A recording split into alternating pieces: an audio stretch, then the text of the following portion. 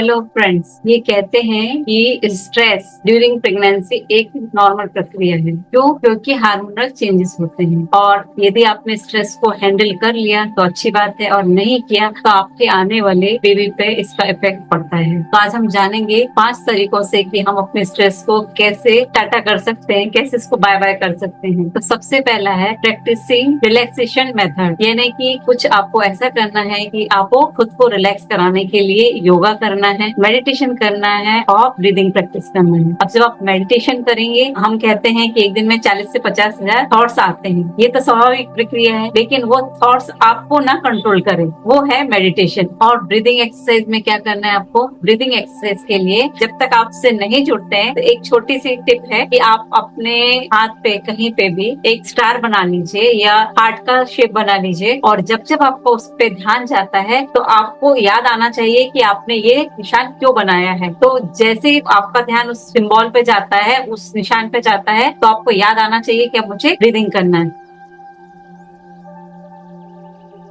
जब आप ये करोगे तो आपकी हैबिट हो जाएगी कि आप एक एक घंटे में अपना ध्यान सांसों पे लेके जाते हो। जब आप सांसों पे ध्यान लेके जाते हो, ब्रीदिंग करते हो, डीप इनहेल एक्सेल ही कर सकते हो। और यदि डिटेल चाहिए है तो हमारे साथ आप जुड़ सकते हो। मेरा माइंड साइंस बेस्ड कोर्स है लेट्स ग्रो विद ज्योति, उसके माध्यम से इसमें आपको डिटेल में बताते हैं। तीसरा पॉइंट ये हो गया कि आपको practicing reduce relaxation method. Practicing relaxation method के बाद में आता है कि आपको आपकी डाइट का विशेष ध्यान रखना है। और हमें मालूम भी है कि हमने इसके पहले वाले वीडियो में देखा है कि 3S क्या है। जब हम उस 3S का ध्यान रखते हैं तो हम अपने मन को, फीलिंग्स को, यानी हम अपनी फिजिकल बॉडी को, मेंटल बॉडी को और इमोशनल बॉडी, तीनों को अच्छा कर सकते हैं। यदि आपने मेरा वो 3S वाला वीडियो नहीं देखा है तो आप उसको डिटेल में समझने के लिए वो वाला वीडियो देख सकते हैं। थर्ड पॉइंट था कि आपको एक्सरसाइज करना है, यानी कि वॉक करना है। वॉक करते समय विशेष ध्यान देना है कि आप दिन में तो वॉक करते ही हैं, लेकिन नाइट में जब आपने डिनर किया है उसके बाद 40 मिनट्स का वॉक जरूरी है। जब आप वॉक करते हो तो खाना रात का डाइजेस्ट होने की प्रक्रिया में रहता है, नहीं तो पता चलता है कि हमें कहीं गैस की प्रॉब्लम होता है, किसी को एसिडिटी की प्रॉब्लम होता है। तो रीजन वही होता है कि हम खाना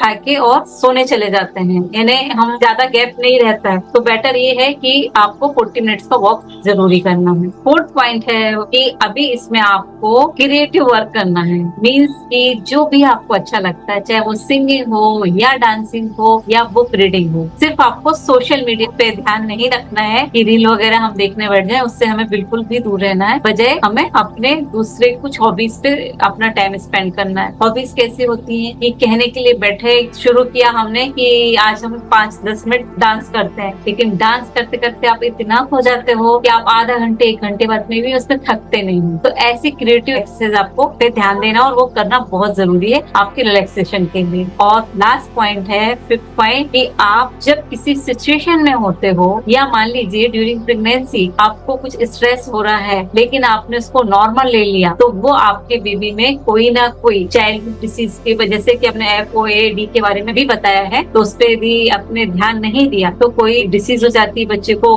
हार्ट की प्रॉब्लम होती है। वो जब बच्चे 40 से 45 के एज में होते उस समय मैनिफेस्ट होती है। लेकिन अभी यदि आपने स्ट्रेस को हैंडल कर लिया, अपने डाइट को हैंडल कर लिया, तो वो सारी चीजों से बहुत हद तक रोकी जा सकती है। तो इसके लिए आपको अपने स्ट्रेस को हैंडल करने के लिए एक मेंटोर की भी आवश्यकता होती है। वो क्यों होती है कि एक बच्चे हैं और उनको यदि कुछ क्वेश्चन नहीं बन रहा है तो वो अपने फ्रेंड से यदि पूछता है, उसका फ्रेंड भी उसका आंसर नहीं दे पाता है। क्यों? क्योंकि दोनों एक ही एज के हैं और दोनों की एक ही नॉलेज है। लेकिन जब वो अपने टीचर से पूछते हैं तो उसको उनका सोल्यूशन मिलता है। ऐसे ही हमें जब कोई, हम यदि स्ट्रेस सिचुएशन में फंसे हुए हैं और आपने घर में ही किसी को पूछा, हो सकता है वो भी उसी सर्कमस्टेंसेस से गुजर रहे हैं, तो आपको वो सोल्यूशन नहीं देंगे। लेकिन आपको मेंटर लाइक ज्योति गुप्ता वो सोल्यूशन आसानी से दे सकती है, क्योंकि माइंड साइंस बेस्ड कोर्स है ये, जो मैं 21 डेज में करवाती हूँ। तो उसमें बहुत सारे टेक्निक्स हैं कि आपका पहले तो हम नॉलेज करवाते हैं कि ये जो भी हो रहा है इसका आपको रिस्पॉन्सिबिलिटी लेना है और फिर उसको गायब भी करना है। कैसे? वो एक तरीका, उसके माध्यम से हम आपको क्लीनिंग करवाना बताते हैं, तो हमारा स्ट्रेस भी गायब होता है। तो फ्रेंड्स, आपको यदि मेरे वीडियो अच्छे लग रहे हैं तो उसको लाइक करिए और अपने नियर एंड डियर फ्रेंड्स को शेयर करिए, और मेरे चैनल को सब्सक्राइब करना मत भूलिए। Thank you so much for watching.